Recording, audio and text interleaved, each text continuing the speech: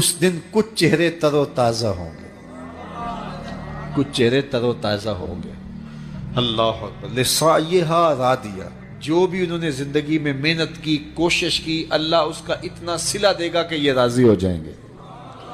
ان کے صلے میں اتنا عطا کیا جائے گا کہ وہ راضی ہوں گے کہ ہمارے رب نے ہمارا مول ڈال دیا نا۔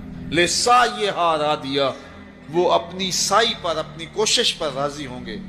فی جنت عالیہ، انہیں اونچی جنتوں میں بسایا جائے گا۔ اونچی جنتوں میں 100 جنتیں ہیں، اللہ کی جنت ایک نہیں ہے، اللہ کی جنتیں بھی کئی ہیں۔ اللہ اکبر۔ فی جنت عالیہ، اللہ انہیں اونچی جنتوں میں جو ہے وہ بٹھائے گا۔ لا تسمع فیہا لاغیہ، اس میں کوئی لغو بات نہیں سننے کو ملے گی۔ فیہا عین جاریہ، اس میں جاری چشمے ہوں گے، 4 چشمے ہوں گے جنت میں۔ یہ آج کل چشموں کے کنارے یا دریاؤں اور نہروں کے کنارے آبادیاں بن رہی ہیں نا، کہ مختلف نہروں کے کنارے کا ویو ہوتا ہے تو بندہ خوش ہوتا ہے کہ چلتی نہر کا منظر ہے۔ یہ گدلا میلا کچیلا پانی، پھر بھی انسان چلتے ہوئے پانی سے لطف لیتا ہے۔ لیکن جنت کے جو چشمے ہوں گے وہ 4 چشمے قرآن نے بتائے، اور چاروں کا پانی کیسا ہوگا؟ ایک چشمہ خالص دودھ کا ہوگا، ایک چشمہ خالص شہد کا ہوگا، ایک چشمہ خالص شراب کا ہوگا، اور ایک چشمہ خالص پانی کا ہوگا۔ یہ 4 چشموں کی نہریں ہوں گی جنت میں، جو پوری جنت میں جو ہے وہ گھوم رہی ہوں گی، اور ان چاروں چشموں کے کنارے پھر جنتی آباد ہوں گے۔ بلکہ حضور نے فرمایا کہ جانور بھی ہوں گے جو ان چشموں کے اندر نہا رہے ہوں گے، اور فرمایا بختی اونٹوں کی گردنوں کے برابر اتنے اتنے قد کے جانور ہوں گے۔ تو حضرت عمر نے کہا کہ حضور پھر تو مزہ آ جائے گا، دودھ کی نہر میں بختی اونٹ کی گردن کے برابر جانور کلکاریاں مارتے ہوں گے، تو ان کو دیکھنے کا پھر سرور تو اپنا ہی ہوگا نا۔ تو کہا حضور پھر تو مزہ آ جائے گا۔ کہا عمر صرف دیکھنے کا مزہ نہیں، وہ کھانے کے لیے بھی ملیں گے، وہ بھون کے کباب بن کے تمہارے سامنے بھی ہوں گے، پھر بھی مزہ آئے گا۔ تو کیا لطف ہوگا جنت کا، یہ میرا رب بیان کر رہا ہے۔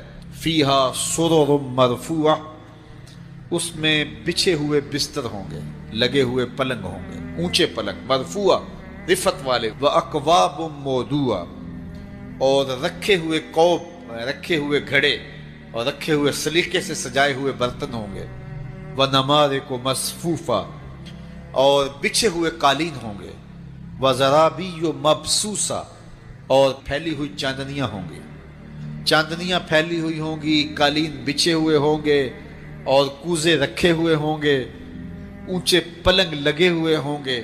فیہا عین جاریہ، اور یہ چشموں کے کنارے منظر ہوں گے، جنت کا ماحول ہوگا، کوئی لغو بات سننے کو ملے گی نہیں، کوئی ہڑبونگ، کوئی ہلا گلا، کوئی ایسی بات ہوگی نہیں، اور جنت کا منظر ہوگا۔ سب سے بڑی دولت جنت میں یہ ہوگی کہ اللہ جنتیوں کو اپنا دیدار نصیب فرمائے۔ اچھا، ایک روایت میں آتا ہے اللہ جنتیوں کو بلائے گا، اور بلائے گا اَرَضِیتُم، جنتیوں کیا تم راضی ہو گئے ہو؟ تو جنتی آگے سے کہے گے مَا لَنَا أَلَّا نَرْضَىٰ، مالک ہمیں کیا ہوا کہ ہم راضی نہ ہوں، ہمیں وہ ملا جو ہمارے تصور میں بھی نہیں تھا۔ جنت وہ ہے کہ جو کسی آنکھ نے دیکھی نہیں، جو کسی کان نے سنی نہیں، اور کسی دماغ نے اس کا تصور نہیں کیا۔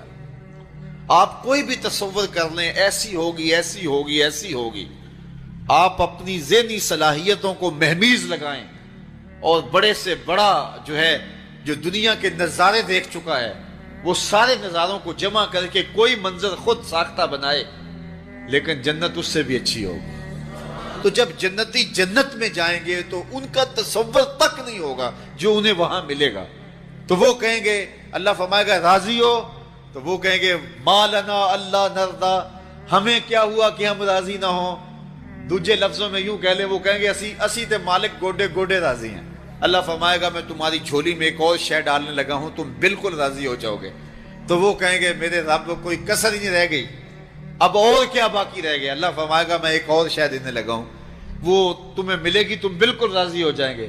تو وہ جھولی پھیلا لیں گے کہ مالک تیری مرضی، ویسے کوئی کسر تو نہیں رہ گئی۔ تو اللہ تعالیٰ فرمائے گا وہ شے یہ ہے کہ میں تمہارے اوپر راضی ہو گیا ہوں، اب کبھی بھی ناراض نہیں ہوں گا، اور یہ چیز جنتیوں کو نہال کر دے گی۔ تو اللہ تعالیٰ جنت کے اس نقشے کو بیان کیا جو ان لوگوں کو عطا کرے گا جن کے عقیدوں میں جمال ہے اور جن کے عمل میں حسن ہے، جو عقیدے بھی خوبصورت رکھتے ہیں، جن کے عقیدوں میں شرک نہیں ہے، جن کے عقیدوں کے اندر بے ادبیاں نہیں ہیں، جن کے عقیدوں کے اندر گستاخیاں نہیں ہیں، جن کے عقیدوں کے اندر بدعات نہیں ہیں، جن کے عقیدوں کے اندر جو ہے وہ خرابیاں نہیں ہیں، اور جن کا عمل کوتاہیوں سے پاک ہے، یہ وہ پاک لوگ جو ہیں اللہ تعالیٰ جل شانہ ان کو یہ نعمتیں عطا کرے گا۔ تو اللہ تعالیٰ جل شانہ ہمیں سب کو جنت کی بہاریں نصیب فرمائے۔ اللہ کے محبوب علیہ الصلوۃ والسلام نے فرمایا کہ الا اخبرکم باہل الجنہ، میں تمہیں اہل جنت کے بارے میں خبر نہ دوں؟ تو پھر ارشاد فرمایا الضعفاء المظلومون، جو مسلمان کمزور ہیں، ظلم و ستم سہتے ہیں، تو آقا کریم نے فرمایا کہ وہ اہل جنت ہیں۔ چونکہ بہت سارے گناہ کا کفارہ ان پر ہونے والے ظلم بن جاتے ہیں۔ اہل ایمان کو دنیا میں جو تکلیفیں پہنچتی ہیں تو ان تکلیفوں کے بدلے میں ان کو اجر دیا جاتا ہے، حتیٰ کہ جو اہل ایمان کے پاؤں میں کانٹا بھی چبھتا ہے اللہ اس کی بھی ان کو جزا عطا کرتا ہے۔ اور ایک حدیث پاک میں آتا ہے کہ اہل بلا کو جو قیامت کے دن اجر و صلہ عطا کیا جائے گا تو لوگ آرزو کریں گے کاش کہ ہماری کھال اور ہمارا جسم لوہے کی کینچیوں سے کاٹ دیا گیا ہوتا، تو آج جو صلہ اس کا حشر کے روز دیا جا رہا ہے۔ تو حالات میں بعض اوقات اس طرح کی صورت بن جاتی ہے کہ یا آپ ظالم بنیں یا آپ مظلوم بنیں، تو اس وقت مظلوم بننے کو اختیار کر لیجئے گا، ظالم کبھی بھی نہ بنیے گا، چونکہ ظالم کا ٹھکانہ آتش دوزخ ہے اور مظلوم کی جگہ اللہ کی جنت ہے۔ پھر فرمایا الا اخبرکم بخیارکم، میں تمہیں خبر نہ دوں جو تم میں سب سے زیادہ بہتر ہیں؟ تو پھر جھولیاں پھیل گئیں، تو فرمایا تم میں سے سب سے اچھے وہ ہیں کہ جو اچھے اخلاق کے حامل ہیں، جن کا خلق اچھا ہے، جن کے رویے خوبصورت ہیں۔ اور پھر آقا کریم علیہ السلام نے فرمایا الا انبئکم بشرارکم، میں تم میں سے جو شریر ترین لوگ ہیں ان کی خبر دوں، السرسارون المتشدقون المتفہقون، یہ وہ لوگ ہیں کہ جب مجلس ہو رہی ہو تو سب لوگوں کو برابر بولنے کا حق ہوتا ہے، اور کچھ لوگ تکبر کی وجہ سے بولتے ہی رہتے ہیں اور وہ سمجھتے ہیں کہ بس مجھے ہی حق ہے بولنے کا، اور وہ کسی کو موقع نہیں دیتے، اور کوئی بولے تو پھر اس کی بات کاٹ کے بولنے لگ جاتے ہیں۔ المتشدقون المتفہقون، یہاں وہ لوگ مراد ہیں کہ جو خام خواہ کا تکلف کرتے ہیں اور زبان کو بل دے دے کے اور منہ بگاڑ بگاڑ کے مشکل لفظ بول کے اصطلاحات بول کے لوگوں پر اپنے علم کا رعب جمانے کے لیے کہ میں بڑا بلیغ ہوں اور بڑا فصیح ہوں، اور اسی طرح کچھ لوگوں کو یہ بڑا ہوتا ہے کہ وہ فرنگی زبانیں جانتے ہیں، تو وہ عام دیہاتی لوگوں کے ساتھ بھی گفتگو کریں تو وہ مشکل سے مشکل الفاظ بولتے ہیں، جبکہ وہ بیچارے تو سادی زبان سمجھنے سے بھی قاصر ہوتے ہیں۔ تو یہ کوئی دانش مندی نہیں ہوتی کہ آپ جو ہے وہ بھاری بھرکم الفاظ بول کر کسی کے اوپر جو ہے وہ رعب جما رہے ہوں، تو یہ بات نہیں ہوتی۔ جب بات کریں آپ تو جس طرح کے لوگ ہوں اس طرح کی بات کی جائے اور اس طرح کی مثالیں ان کو دی جائیں۔ قرآن مجید میں اللہ تعالیٰ نے فرمایا کہ وہ اس بات پہ شرم نہیں اللہ کرتا کہ وہ تمہیں مچھر کی مثال دے، مچھر کی مثال دے کر کہ اگر تمہاری بات سمجھ میں آتی ہے، اور مکڑی کے جالے کی مثال دے کہ اگر تمہاری بات سمجھ میں آتی ہے تو اچھی بات ہے۔ دیکھو چھوٹا بچہ ہو دودھ پیتا ہو تو اس کو یخنی تو نہیں پلائی جاتی، اس کا معدہ خراب کرنا ہے، وہ برداشت نہیں کر سکتا، اس کو وہ دیا جائے جو وہ برداشت کر سکتا ہے۔ اس لیے آپ کے مخاطبین کس طرح کے ہیں؟ کلم الناس علی قدر عقولہم لا علی عقولکم، میرے اور آپ کے آقا و مولا نے فرمایا جب بات کرو تو لوگوں کے فہم کے مطابق کرو، اپنے فہم اور اپنی عقل کے مطابق نہ کرو۔ علامہ اقبال علیہ رحمہ کی شاعری اور ان کا خوبصورت ادب اگر آپ دیکھیں تو اہل علم کے لیے سوغات ہے، لیکن جب چھوٹے بچوں سے مخاطب ہوتے ہیں تو پہاڑ اور گلہری کے نام سے نظم لکھتے ہیں، جگنو کے نام سے نظم لکھتے ہیں، اور بکری کے نام سے نظم لکھتے ہیں. تو یہ ان کے مزاج کے مطابق بات ہوتی ہے. تو یہ حسن ہوتا ہے. اصل فصاحت ہے ہی یہ ہے کہ کس سے کس طرح بات کرنی ہے. تو میرے اور آپ کے آقا مولا نے فرمایا کہ یہ شریر لوگ ہوتے ہیں. تو اللہ تعالی ہم سب کو اس کی توفیق عطا فرمائے کہ ہم نہ تو اہل دوزخ سے ہوں اور نہ شریروں میں ہمارا شمار ہو. تو حضرت معاذ بن جبل رضی اللہ تعالیٰ عنہ کہتے ہیں کہ صبح کے خوبصورت لمحے اور حضور کی قربت اور سفر کی گھڑیاں، اور چل بھی رہا تھا میں آقا کریم علیہ السلام کے ساتھ ساتھ. تو موقع غنیمت جانا تو میں نے کہا کہ اے اللہ کے پیارے رسول صلی اللہ علیہ وآلہ وسلم، مجھے آپ کی قربت میسر آئی ہے تو اس موقع سے میں فائدہ حاصل کرتے ہوئے آپ سے سوال پوچھنا چاہتا ہوں، اور وہ یہ کہ مجھے کسی ایسے عمل کے بارے بتا دیجئے جو عمل مجھے جنت میں داخل کر دے اور جہنم سے دور کر دے. تو حضور علیہ السلام نے اس سوال پر ان کی تحسین فرمائی. فرمایا تو نے بہت بڑا سوال کیا ہے. اس کا جو جواب ہے کہ جنت نصیب ہو اور مجھے جہنم سے نجات ملے، تو یہ اتنا آسان کام نہیں ہے، یہ بڑا مشکل کام ہے. لیکن جس پر اللہ آسان کر دے اس کے لیے مشکل نہیں ہے. یعنی جنت آسانی سے نہیں ملتی، جہنم سے بچنا بھی اتنا آسان نہیں ہے، بہت سارے گناہوں سے بچنا پڑتا ہے. لیکن اللہ جس کے لیے آسان کر دے اس کو نیکی کی توفیق دے دیتا ہے اور برائی سے اس کو بچا لیتا ہے. اگر تو چاہے کہ جنت میں جائے اور جہنم سے نجات ملے تو تمہیں اللہ پر ایمان بھی لانا پڑے گا، اور ایسا ایمان جس میں شرک کی آمیزش تک نہ ہو. اسی کی عبادت تیری زندگی کا مقصود ہو، اور نماز بھی ادا کرنا ہوگی، زکوٰۃ بھی دینا ہوگی، روزے بھی رکھنے پڑیں گے، اور تجھے حج بھی کرنا پڑے گا. جنت میں داخلے کے لیے یہ شرائط ہیں کہ تم یہ کام کرو گے. پھر ارشاد فرمایا میں تمہیں بھلائی کے دروازے ہی نہ بتا دوں. ارشاد فرمایا الصوم جنہ، روزہ ڈھال ہے. ڈھال آپ سمجھتے ہیں، اگر آپ لوگوں نے ڈھال نہیں دیکھی ہوئی تو آج کے زمانے کے اندر تو سب لوگوں نے جو ہے وہ ڈھال دیکھ لی ہے. چونکہ اس وقت ترکی نے اس طرح سے اپنے کلچر کو اور اپنی تہذیب کو جدید ذرائع ابلاغ کے ذریعے لوگوں تک پہنچایا ہے کہ اب 800-700 سالہ پرانی چیزیں بھی ہمارے سامنے آ گئی ہیں. ورنہ ہم یہ باتیں کیا کرتے تھے تو لوگ ان باتوں کو سمجھا نہیں کرتے تھے، چونکہ اس کا کوئی نمونہ اور شکل موجود نہیں تھی. جب دشمن تیر پھینکے تو تیر سے بچنے کے لیے وہ لوہے کا پترا جو آگے کر دیا جاتا ہے، جو تیر کو اپنے اوپر روک لیتا ہے، اس کو عربی میں جنہ اور اردو میں ڈھال کہا جاتا ہے. تو آقا کریم نے فرمایا روزہ ڈھال ہے. تو گویا جہنم کی آگ سے بچانے کے لیے جو ہے وہ روزہ کام دے گا. وَالصَّدْقَةُ تُطْفِئُ الْخَطِیَّةَ، یہ گناہوں کو مٹا ڈالتا ہے جس طرح کہ آگ کو پانی بجھا ڈالتا ہے. تو اس طرح جب صدقہ دیا جاتا ہے تو جو گناہ ہوتے ہیں وہ ایسے مٹتے ہیں کہ لگتا ہے یہاں گناہ تھے ہی نہیں. آگے ارشاد فرمایا رات کے پیٹ میں نماز ادا کرنا، یعنی تہجد کی نماز ادا کرنا. پھر حضور علیہ السلام نے یہ آیت پڑھی تتجافی جنوبہم عن المضاجع، ان کی کروٹیں بستروں سے الگ رہتی ہیں. خوف اور طمع میں وہ اللہ کو پکارتے ہیں اور وہ رات کو جاگتے ہیں، ان کی کروٹیں بستروں سے الگ رہتی ہیں.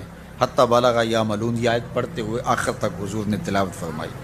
تو فرمایا جس طرح صدقہ آگ کو بجھا دیتا ہے، اس طرح پچھلے پہر کی نماز، تہجد کے سجدے بھی اللہ جل شانہ کے غصے کو ختم کر دیتے ہیں اور جہنم کی آگ کو مٹا ڈالتے ہیں. پھر حضور نے ارشاد فرمایا کہ میں تمام امور کی جڑ نہ بتا دوں کیا ہے؟ جتنے بھی معاملے ہیں اس کی جڑ ہی نہ بتا دوں. میں نے جھولی پھیلا کے کہا حضور کیوں نہیں، خیرات ڈالی ہے.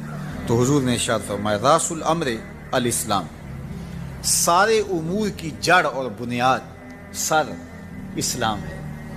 اگر اسلام ہے تو عمل قابل قبول ہے، اور اگر اسلام ہی نہیں ہے تو پھر جتنے مرضی نیک عمل کرتے رہیں، جتنا مرضی پانی ڈالیں، جتنی مرضی کھاد ڈالیں، تو اگر جڑ ہی نیچے سے کٹی ہوئی ہے تو درخت ہو پائے گا؟ کبھی بھی نہیں ہو پائے گا. تو کہا جڑ اسلام ہے، اس لیے عقیدے کی صحت عمل کی قبولیت کی ضمانت ہے، تو تمام امور کی جڑ اور بنیاد اور سرا اسلام ہے، اور اس کا ستون نماز ہے۔ اور صحابہ نماز کے جس طرح پابند رخوگر تھے، تو وہ تاریخ کی روایات آپ دیکھ سکتے ہیں، آپ کو ایک صحابی بھی بے نماز نہیں ملے گا۔ وَذِرْوَةُ صَنَامِهِ الْجِہاد، اور کوہان کی بلندی، چوٹی اسلام کی، وہ جہاد ہے۔ جہاد سے اسلام کو سربلند کیا جا سکتا ہے۔ اسلام کا چھٹا رکن ہے جہاد، اور ہمیں جہاد کی ترغیب بھی دی گئی، اور قیامت تک یہ جہاد جاری بھی رہے گا اور کبھی بھی ختم ہونے کا نہیں ہے۔ ہاں، اس کے اصول و ضوابط ہمیں دیے گئے، جہاد کے نام سے فساد فی الارض نہ کیا جائے، لیکن جہاد کا انکار اسلام کا انکار ہے۔ یہ اسلام کی چوٹی ہے، ذروۃ الصنام کہا گیا، یہ کوہان کی بلندی ہے۔ تو حضور علیہ السلام نے آخر میں فرمایا کہ میں تمہیں سارے معاملات کی جڑ ہی نہ بتا دوں، خلاصہ ہی نہ بیان کر دوں؟ قلت بلا یا نبی اللہ، میں نے کہا اے اللہ کے نبی کیوں نہیں؟ فاخذ بلسانہ، حضور نے اپنی مبارک زبان کو پکڑا، فقال، اور فرمایا کف علیک ھذا، کہا اس کو روک لے، اس کو کنٹرول کر۔ تو کہتے ہیں میں نے کہا اے اللہ کے پیارے محبوب صلی اللہ علیہ وسلم، جو ہم باتیں کرتے ہیں اس سے بھی مواخذہ ہوگا؟ یعنی عمل پر تو پکڑ ہوگی، لیکن جو ہم زبان سے بات نکال دیتے ہیں تو کیا اس بات پر بھی مواخذہ ہوگا؟ تو حضور علیہ السلام نے ارشاد فرمایا کہ لوگ منہوں کے بل یا ٹھوڑیوں کے بل جہنم میں ڈالے جائیں گے، یہ ان کے بولے ہوئے بولوں کی وجہ سے ہوگا، ان کی زبان کی کمائی کی وجہ سے ہوگا۔ تو اپنی زبان کی حفاظت کرو تو جنت کا داخلہ مل جائے گا۔ تو گویا زبان کی حفاظت سے لے کر کے اللہ کے حضور سجدے تک اور اللہ کی عبادت تک، یہ ہے وہ نصاب جو جنت میں جانے کا ہے۔ اللہ ہم سب کو 5 گانا باجماعت نماز کی توفیق دے، اللہ ہمیں توفیق حج کی نصیب کرے، اللہ ہمیں رمضان المبارک کے روزے رکھنے کی توفیقات سے مالا مال کرے، اللہ اپنی راہ میں جد و جہد اور جہاد کی توفیق سے مالا مال کرے، اور اللہ ہمیں ہماری زبان کی حفاظت کی توفیق دے تاکہ ہم خیر کی راہوں کے مسافر رہیں۔ میں ایک دن جامعہ میں آیا تو رات کا پچھلا پہر تھا اور لائٹیں بھی آف تھیں، تو مجھے قرآن پڑھنے کی مسجد کے ہال سے آواز آ رہی تھی، تو میں رک گیا اور جا کر کے دیکھا تو مجھے کچھ دکھائی نہ دیا۔ خیر میں نے لائٹیں جلائیں تو پھر بھی مجھے کوئی بچہ بیٹھا نظر نہ آیا جو قرآن پڑھ رہا ہو، لیکن جس سمت سے آواز آ رہی تھی میں اس سمت بڑھا، تو میں جب آگے گیا تو دیکھا کہ ایک بچہ سویا ہوا قرآن پڑھ رہا۔ ان کے تو خوابوں میں بھی قرآن ہوتا ہے، یہ تو جنت کی چڑیاں ہیں۔ آپ اگر مجھے پوچھیں کہ آپ نے اتنی عزتیں کیسے پائی ہیں، تو میں آپ کو راز بتاؤں کہ یہ میری ماں کی دعائیں ہیں، میں آپ کو راز بتاؤں یہ میرے باپ کی سحری کے سجدوں میں بہنے والے آنسو ہیں، میں بتاؤں کہ یہ میرے اساتذہ کی شفقتیں ہیں، میرے مرشد کی نگاہ ناز ہے، لیکن میں آپ کو یہ راز آج بتانے لگا ہوں کہ آج اگر میں عزت کی اس مسند پہ بیٹھا ہوں تو میں نے طلباء کی خدمت کی ہے۔ جب یہ سوئے ہوئے ہوتے تھے تو میں ان کی لیٹرینیں صاف کیا کرتا تھا۔ آج اللہ نے مجھے ان بچوں کے قدموں کے صدقے سے عزتیں دی ہیں۔ یہ حافظ قرآن بچے، یہ طلباء، یہ اللہ کے مہمان ہیں۔ صحیح حدیث میں آتا ہے کہ طالب علم کے پاؤں تلے اللہ کے نوری فرشتے پر بچھاتے ہیں، جن پر رحمتیں اترتی ہیں، جن کے نیچے فرشتے بھی پر بچھا رہے ہیں۔ تم نے ان پہ بم گرائے اور انسانیت خاموش ہے۔ ہمارے استاد فرماتے تھے کہ ایک دارالعلوم تھا، وہاں طلباء پڑھتے تھے، تو یہ بچے ہوتے ہیں بالخصوص حفظ کی کلاس کے بچے، چھوٹی عمر کے ہوتے ہیں، اور اس عمر میں بچوں کی شرارتیں، بچوں کی اٹکیلیاں، یہ ان بچوں کے بچپنے کا حسن ہے۔ بعض لوگ ہمارے پاس آتے ہیں کہ یہ بچہ شرارتیں بہت کرتا ہے، دم کر دیجئے، تو میں کہتا ہوں یہ شرارتیں ہی تو ان کی عمر کا حسن ہے، جب بڑے ہو جائیں گے تو یہ سنجیدہ ہو جائیں گے۔ وہ ایک شاعر نے کہا تھا مجھے اچھا نہ لگا بچوں کا جوان ہونا، جب چھوٹے ہوتے ہیں تو ان کی شرارتیں ان کا حسن ہوتا ہے، تو وہ سکول میں پڑھتے ہوں، وہ جامعہ میں پڑھتے ہوں، یا وہ کسی فیکٹری میں وہ معصوم بچے کام کرتے ہوں، کسی ڈھابے پہ چائے بیچتے ہوں، تو ان کی طبیعت میں وہ شرارتیں ضرور ہوتی ہیں۔ یہ ایک بچوں کے بچپن کا حسن ہے۔ تو وہ بچے تھے اور شرارتی مزاج تھا، اور ایک شخص ان کی خدمت کیا کرتا تھا۔ کبھی وہ گھی کا کنستر اپنی کمر پہ لاد کے لا رہا ہے، کبھی وہ آٹے کی بوری اپنی کمر کے اوپر لاد کے لا رہا ہے، اور بچوں کی خدمت میں لگا رہتا تھا۔ بچے تھے، کچی عمر تھی، شرارتی مزاج تھا، تو انہوں نے اس کا نام ڈال دیا حمار، گدھا۔ جب بھی بھوک لگی ہوتی اور وقت کھانے کا قریب ہوتا تو کہتے وہ ہمارا گدھا گیا ہوا ہے، ابھی لے کے آئے گا تو کھانا ہم کھائیں گے۔ تو آپس میں انہوں نے اس شخص کا نام جو ان کا خدمت گزار تھا گدھا رکھ دیا۔ اسے پتا چلا کہ یہ مجھے گدھا کہتے ہیں، میں ان کی خدمت کروں، نوکری کروں، بلا معاوضہ میں ان کے لیے کمر پہ گھی کے کنستر اور آٹے کی بوریاں لاد لاد کے لاؤں، اور یہ مجھے گدھا کہتے ہیں۔ اس نے چھوڑ دیا اور گھر چلا گیا۔